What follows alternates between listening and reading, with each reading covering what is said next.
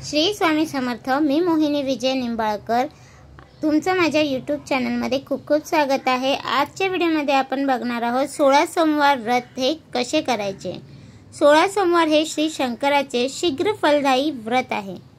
हे श्री शंकराचे व्रत सौख्य संपत्ती मिळवण्यासाठी, दुःख दारिद्र्य रोगराई जाण्यासाठी, मनीची कोणतीही सदिच्छा पूर्ण होण्यासाठी करायचे असते। नवस बोलून त्याचे फळ प्राप्त झाल्यावर नवस फेडण्यासाठी किंवा कोणत्याही इच्छापूर्तीच्या आनंदासाठी हे व्रत करावे।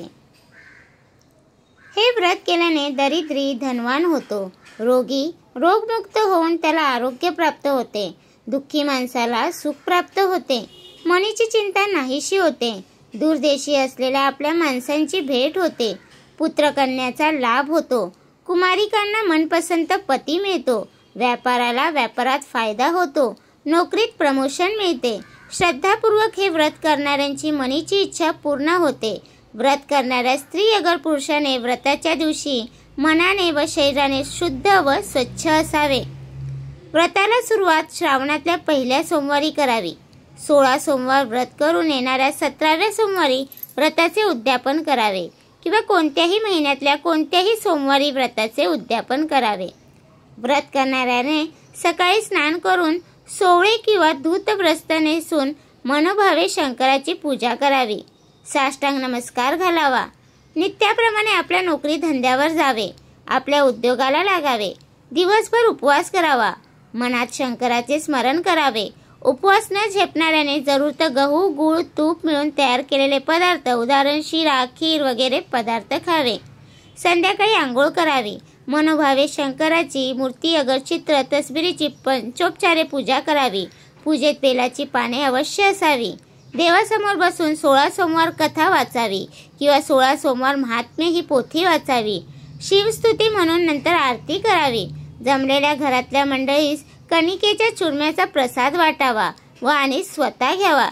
चुरमा गव्हाच्या पिठाचा जाडसर खरपूस भाकऱ्या भाजाव्या किंवा मुटके करून तुपात तळावे। त्या हाताने कुस करून चाळणीने चाळाव्या।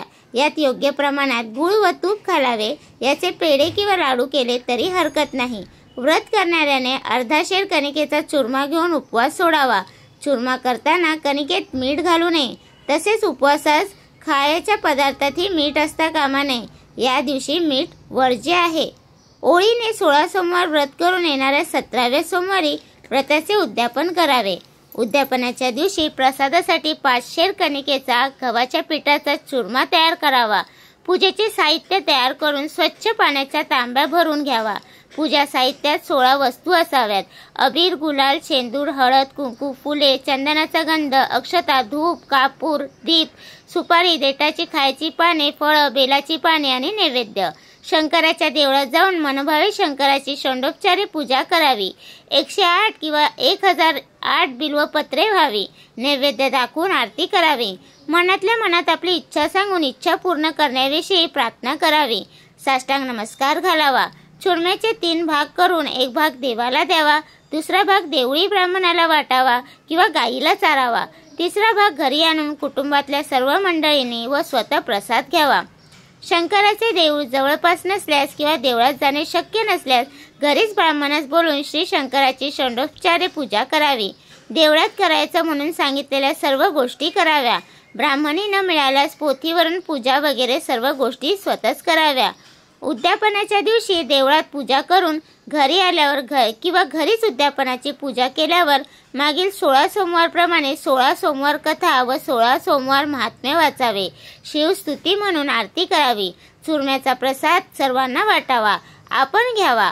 कुटुंबातल्या सर्वांनी व्रत करणाऱ्यासह पंचपक्वानाचे भोजन करावे। मनोभावे हे व्रत करणाऱ्यांची इच्छा श्री शंकर पूर्ण करतात। तर तुम्हाला हा माझा व्हिडिओ कसा वाटला प्लीज कमेंट करून नक्की सांगा। व्हिडिओ आवडल्यास लाईक करा, कमेंट करा आणि शेअर करायला विसरू नका। आणि तुम्ही अजूनपर्यंत आपल्या चॅनलला सबस्क्राईब केलं नसेल तर प्लीज जाऊन चॅनलला नक्की सबस्क्राईब करा, कारण आपल्या चॅनलवरती तुम्हाला माहितीपूर्वक व्हिडिओ भेटतात। तर भेटूया उद्या एका नवीन व्हिडिओ सोबत। श्री स्वामी समर्थ।